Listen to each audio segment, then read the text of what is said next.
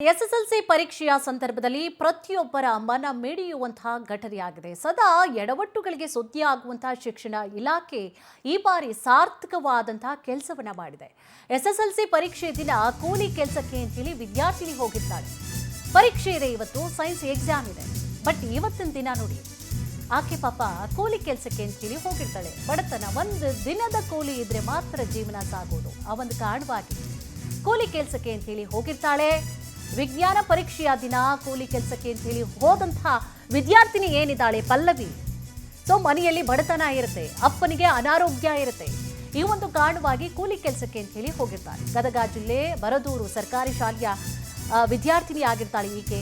ಮುಂಡರಗಿ ಕೇಂದ್ರದಲ್ಲಿ ಇವತ್ತು ಪರೀಕ್ಷೆಗೆ ಗೈರಾಗಿರ್ತಾಳೆ ವಿದ್ಯಾರ್ಥಿನಿ.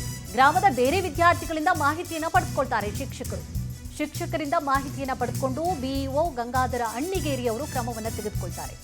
ದ್ರಾಕ್ಷಿ ತೋಟದಲ್ಲಿ ಕೂಲಿಗೆ ಅಂತ ಹೇಳಿ ವಿದ್ಯಾರ್ಥಿನಿ ಹೋಗಿರ್ತಾಳೆ.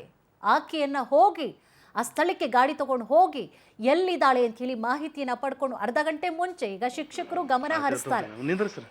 ವಿದ್ಯಾರ್ಥಿಗಳಿಗೆ ಯಾವುದೇ ರೀತಿಯಾದಂತಹ ತೊಂದರೆಗಳಾಗಬಾರ್ದು ಅಂತಂದ್ರೆ ಸೊ ಶಿಕ್ಷಕರು ಏನು ಮಾಡ್ತಾರೆ, ಎಲ್ಲ ಸ್ಟೂಡೆಂಟ್ಸ್ಗಳು ಬಂದಿದ್ದಾರೆ, ಅವ್ರನ್ನ ಕೂರಿಸ್ಬಿಟ್ಟೆ ಹೋಗ್ತಾರೆ ಬಹಳಷ್ಟು ಸ್ಕೂಲ್ಗಳಲ್ಲೆಲ್ಲ. ಸೊ ಆ ಸಂದರ್ಭದಲ್ಲಿ ಈ ವಿದ್ಯಾರ್ಥಿನಿ ಮಿಸ್ ಆಗಿದ್ದಾಳಲ್ಲ ಅಂತ ಹೇಳಿ ಶಿಕ್ಷಕರಿಗೆ ಗೊತ್ತಾಗುತ್ತೆ. ಬಿಇಒ ಅವ್ರಿಗೆ ಮಾಹಿತಿ ಕೊಡ್ತಾರೆ. ನೋಡಿ ಎಷ್ಟು ಚಂದ ಅಲ್ವಾ, ಹೋಗಿ ಕರ್ಕೊಂಡು ಬಂದು ಆಕೆಯಲ್ಲಿ ಎಕ್ಸಾಮ್ ಬರ್ಸಿದ್ದಾರೆ. ನಿಂದು ಏನು ಪ್ರಾಬ್ಲಮ್ ಇದೆಯಮ್ಮ ಅಂದರೆ ಇವತ್ತಿನ ಮಟ್ಟಿಗೆ ಏನು ಸಮಸ್ಯೆಯನ್ನು ಅನುಭವಿಸ್ತಾ ಇದ್ದೀರಿ, ನಾವು ಸಾಲ್ವ್ ಮಾಡ್ತೀವಿ ಅಂತ ಹೇಳಿ ಬಿಇಒ ಅವರೇ ಖುದ್ದಾಗಿ ಹೋಗಿ ನೋಡಿ ಬೈಕ್ನಲ್ಲಿ ಹೋಗಿ ಕರ್ಕೊಂಡು ಬಂದು ಎಕ್ಸಾಮನ್ನು ಬರ್ಸಿದ್ದಾರೆ. ಎಷ್ಟು ಚಂದ ಅಲ್ಲ, ಈ ವಿಚಾರಗಳನ್ನು ಕೇಳಲಿಕ್ಕೆ ಭಾಳ ಖುಷಿ ಆಗುತ್ತೆ. ಪಲ್ಲವಿ ಪರೀಕ್ಷೆಗೆ ಅವಕಾಶವನ್ನು ಮಾಡಿಕೊಡ್ತಾರೆ ಬಿಇಒ ಮತ್ತು ಶಿಕ್ಷಕ ವರ್ಗ. ಮುಂಡರಗಿ ಬಿಇಒ ಜೊತೆಗೆ ಪರೀಕ್ಷಾ ಕೇಂದ್ರದ ಸಿಬ್ಬಂದಿಗೆ ಅಭಿನಂದನೆಗಳ ಮಹಾಪೂರವೇ ಹರಿದು ಬರ್ತಾ ಇದೆ.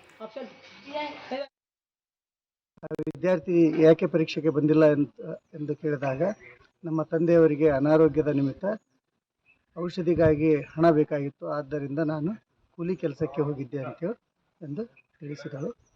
ಕೂಡಲೇ ಪಾಲಕರ ಮನವೊಲಿಸಿ ಆ ವಿದ್ಯಾರ್ಥಿನಿಗೆ ತಿಳುವಳಿಕೆ ಹೇಳಿ ಪರೀಕ್ಷಾ ಕೇಂದ್ರಕ್ಕೆ ಹಾಜರುಪಡಿಸಿದೆ.